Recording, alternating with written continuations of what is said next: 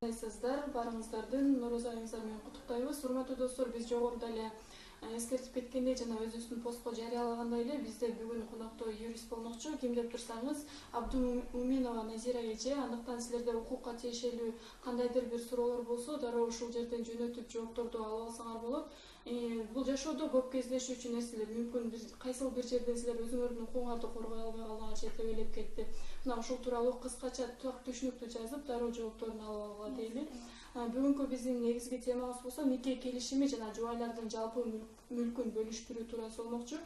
Сиздин же болбосо сиздердин жакындарыңыздардын кандайдыр бир ушуга байланыштуу көйгөйлөр болсо, аларды жөнөтүп, суроолорго жоопторду алсаңар болот. Саламатсызбы, Назира эже? Саламатчылык, жакшы, рахмат.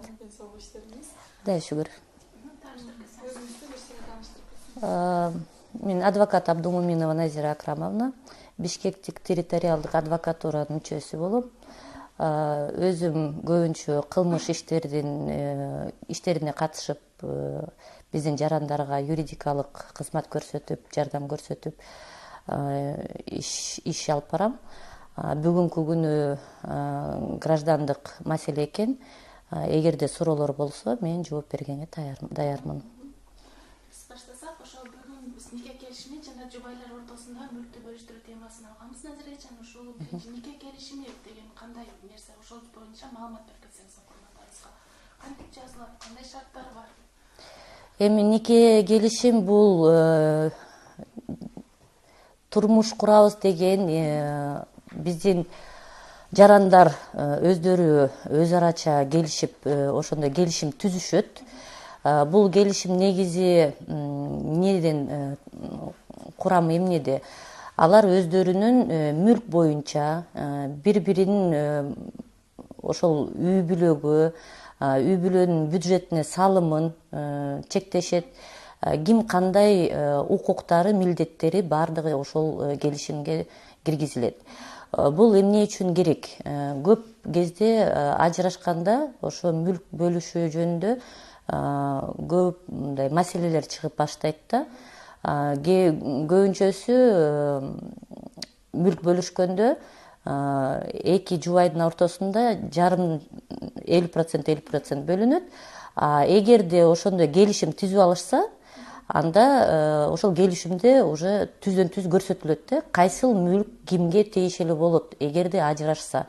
Анан кийин дагы башкача, мисалы, кыянат кылса, мүлк эч кимге тиешелүү болбой калышын деле көрсөтүшү мүмкүн. Мисалы, бир жубайы кыянат кылган болсо, экинчи жубайы толугу менен мүлктү алып коюшу мүмкүн ошо келишим боюнча. То есть ошол келишимге кандай шарттарды коюшса, ошол шарт боюнча кийин ошол мүлк бөлүнөт да.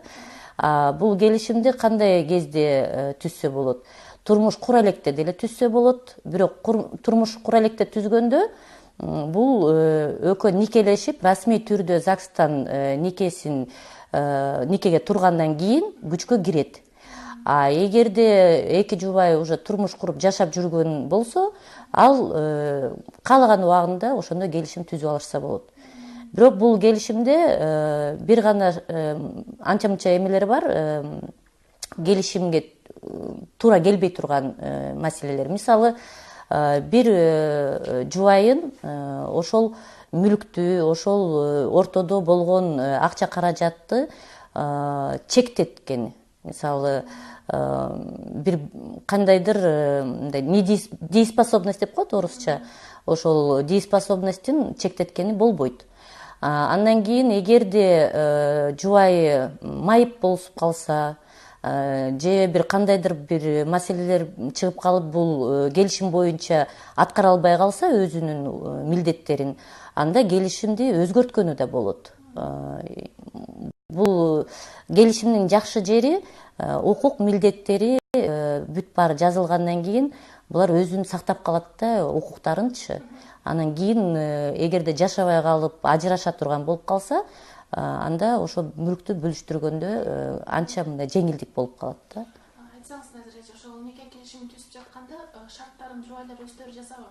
Же атай бир стандарты барбы? Жок, андай стандарт жок. Өздөрү жазышат. Бир гана ошол чектөөлөр бар. Ал чектөөлөрдөн чыгыша албайт. Эгерде айтып кеткендей недееспособный болсо, анын укук милдеттерин мындай начарлатыша албайт да.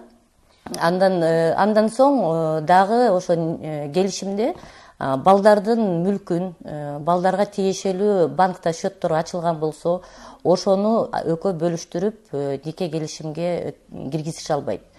Калган милдет укуктарын өздөрү каалагандай, мисалы өздөрү түзүп нотариуска барып нотариально заверять этишет, бирок өздөрү ошол келишимди түзгөн күндө деле нотариуска барса, нотариустун көзүнчө кол коюшат.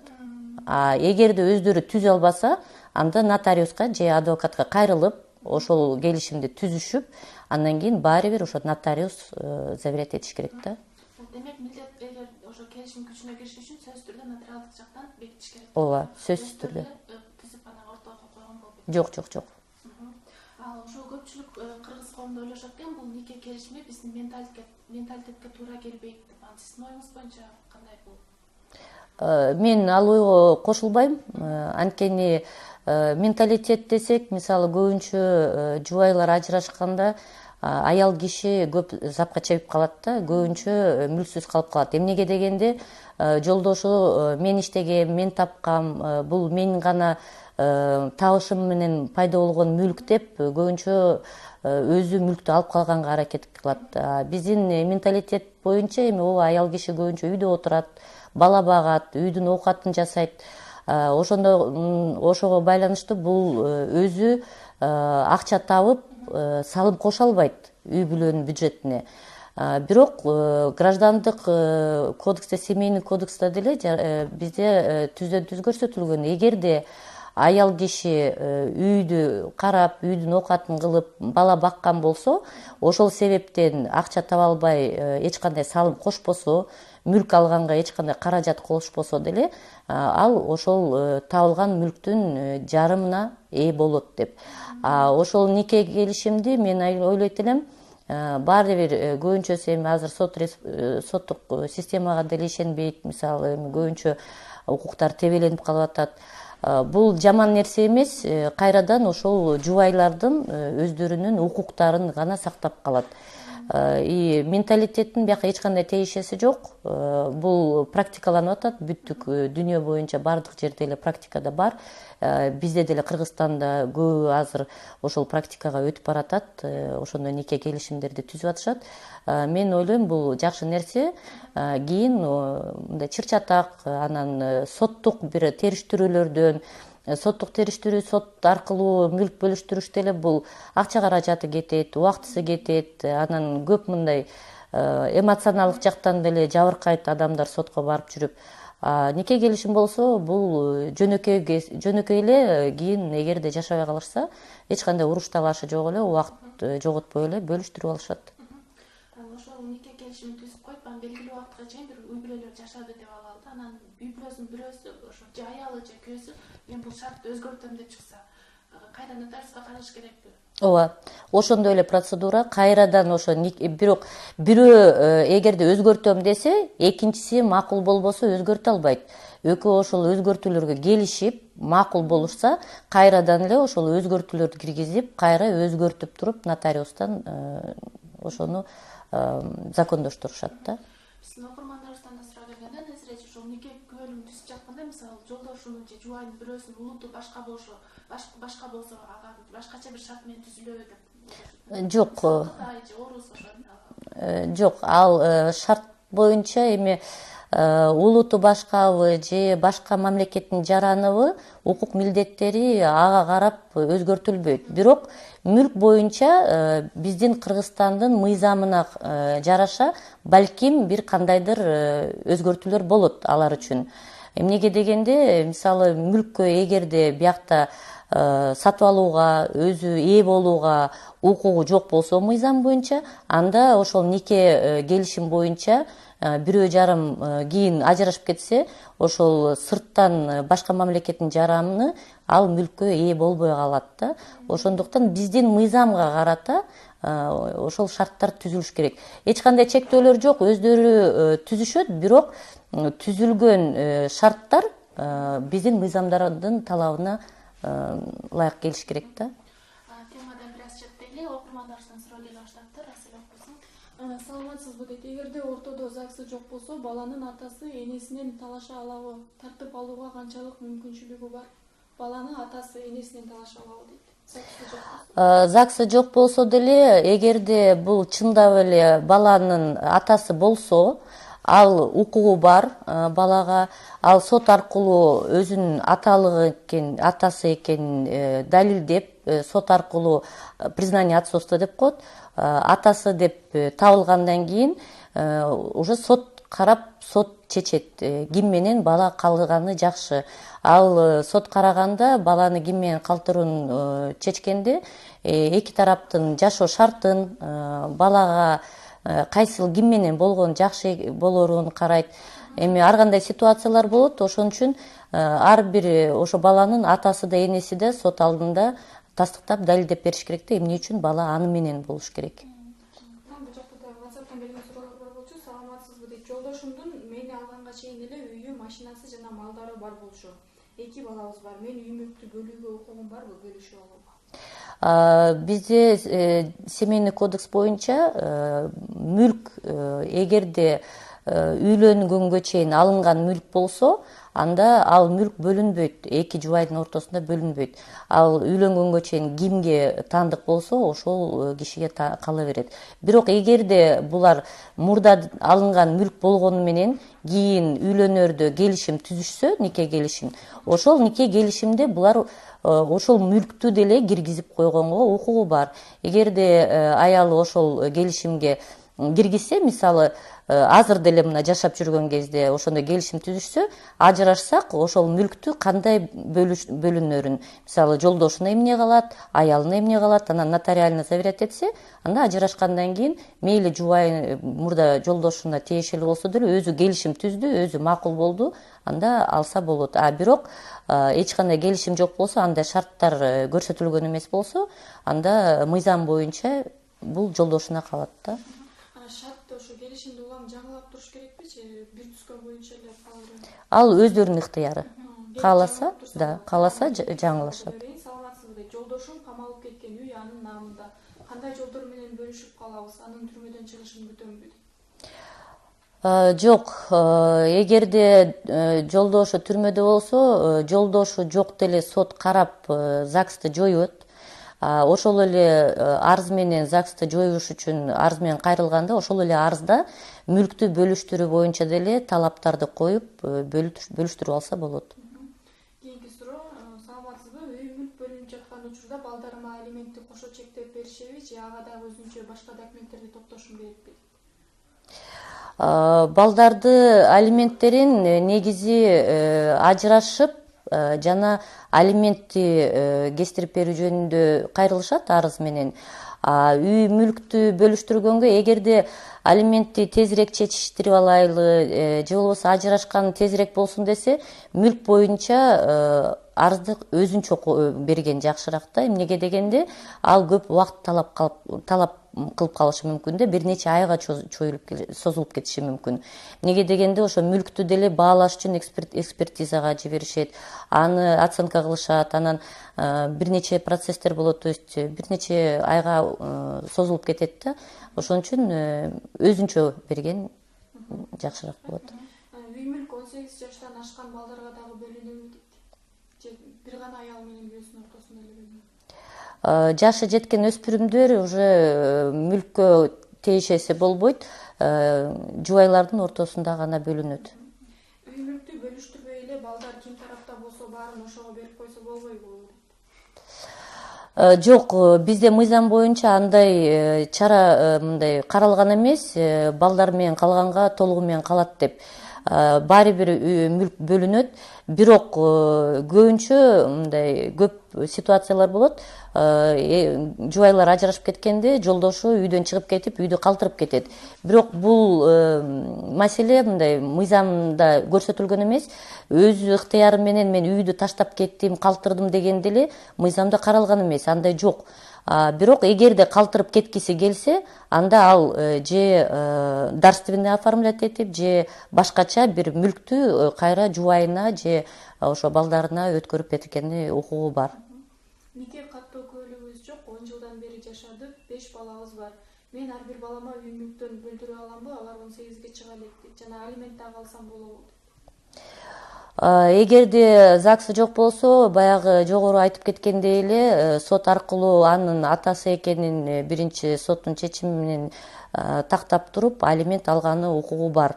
ЗАГСы болсун болбосун ата дайыма баланын алдында милдеттүү баланы бакканы караганы. Мүлктү бөлүштүргөнү келгенде ооба бул жубайлардын ортосунда бөлүнөт, бирок кээде сот ал немеден процедурадан чыгып кеткенге мүмкүнчүлүк бар сотто.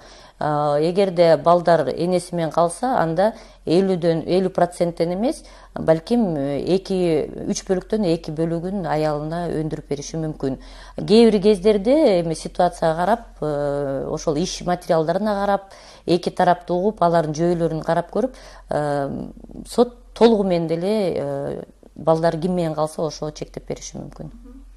Саламатсызбы дейт, квартирабызды шартка байланыштуу аялымдын апасына кайненеме каттатканбыз дейт. Бул үй мүлктү бөлүштүрүүдө бул дагы эсепке кирип калабы дейт. Эгерде ошол квартираны булар чогуу жашап жүрүп, өздөрү чогуу тапкан акчага сатып алган болсо, аны соттон далилдеп берише алса, анда ошол келишимди, то есть биринчи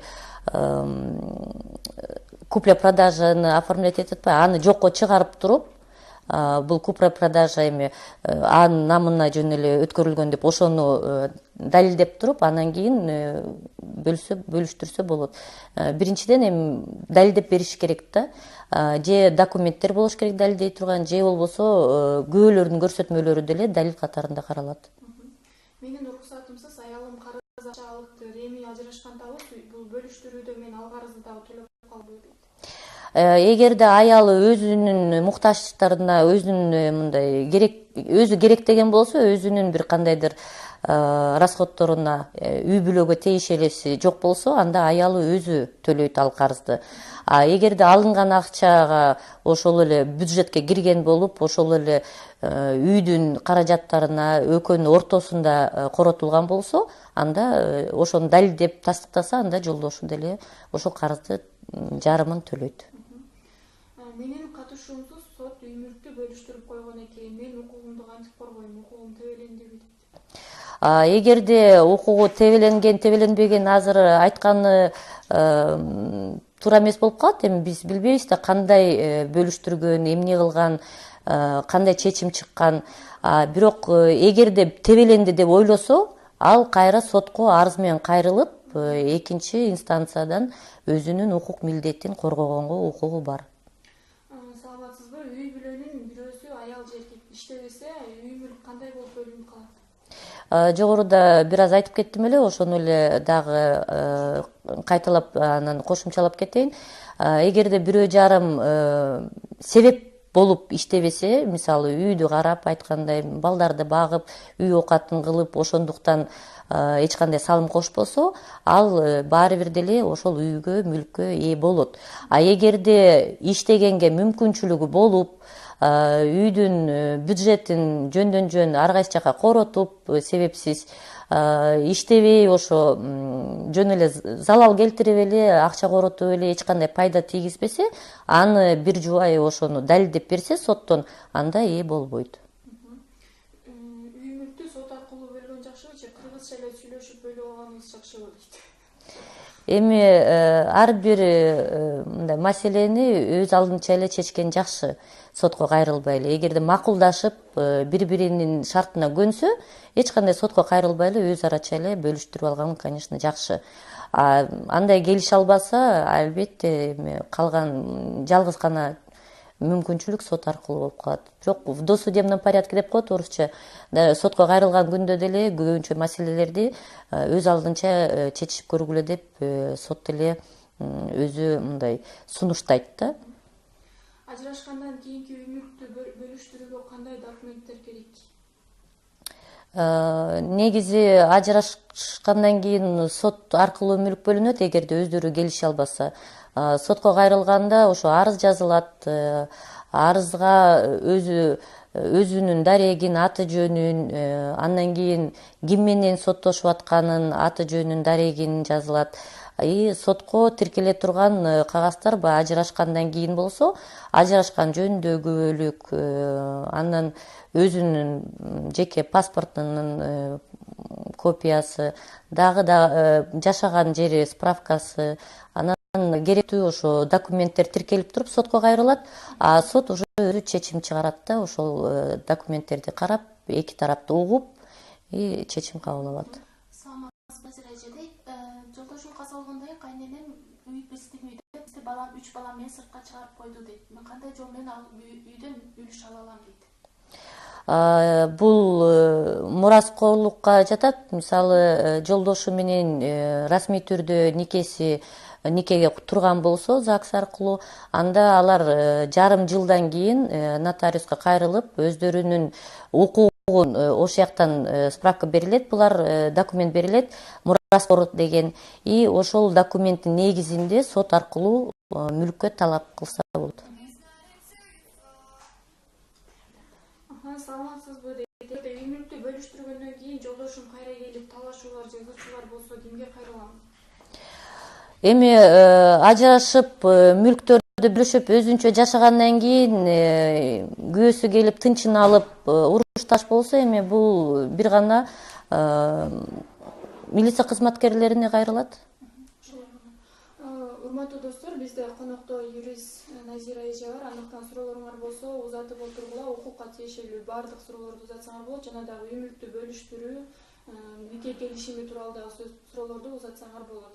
Бул жерге мындай суроо келиптир: саламатсызбы дейт. 21-ге чыккан кызга төлөнбөгөн алиментти өндүрсө болобу? Себеби кыз кичинекей кезинде ажырашкан, бир да жолу алимент төлөп же каралашкан эмес.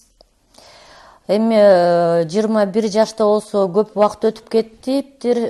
Срок исковой давности деген бар бизде. Ал убагында сотко кайрылып алимент өндүрүш керек болчу. Азыр уже кеч болуп калды. Азыр 21 жашка толуп, ал уже совершеннолетний. Алимент негизи өзү ал эмне?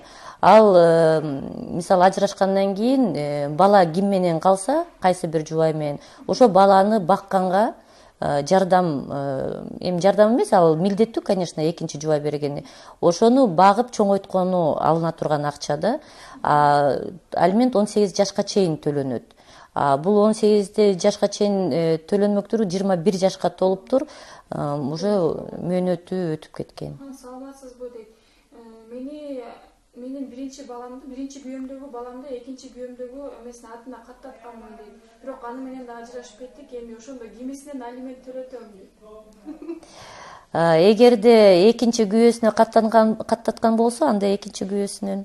Анткени биринчи күйөөсү менен ажырашкандан кийин ал аталык укук милдетинен ажыратып туруп, экинчи күйөөсү намына каттаткандан кийин ал аталык милдетин алып атат баланын үстүнөн. Ошондуктан экинчи күйөөсү төлөйт алиментти.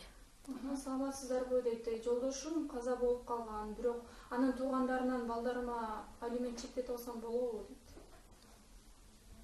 Жолдошу каза болуп калыптыр, баласынын туугандарынан алимент чектетип.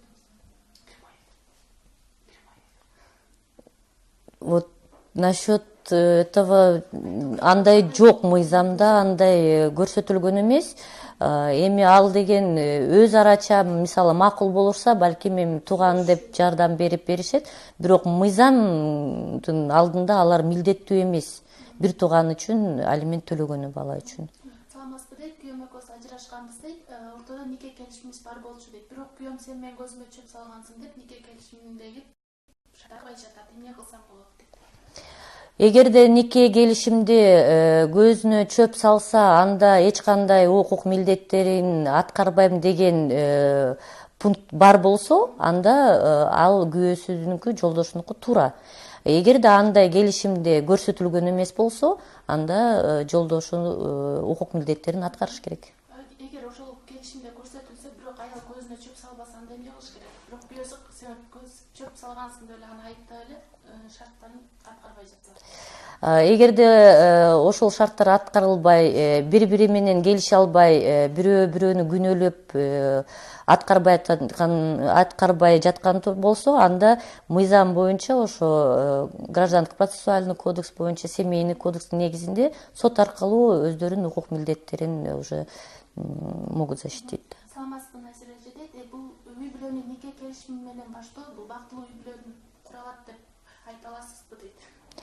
Эми нике келишим түзгөндөн кийин бактысыз болуп кетет деп ойлобойм мен эч кимдичи. Жаралып калбайбы дейт. Бул ортодон конечно кызык суроо экен. Эгерде эки тарап макул болуп ошол келишим түзүп атса, албетте бул экөөнүн бири бирине ишеничи бар. Эгерде андай нике келишим түзбөйбүз десе, албетте бири бирине ишенбейчилик бар деп ойлоймун да.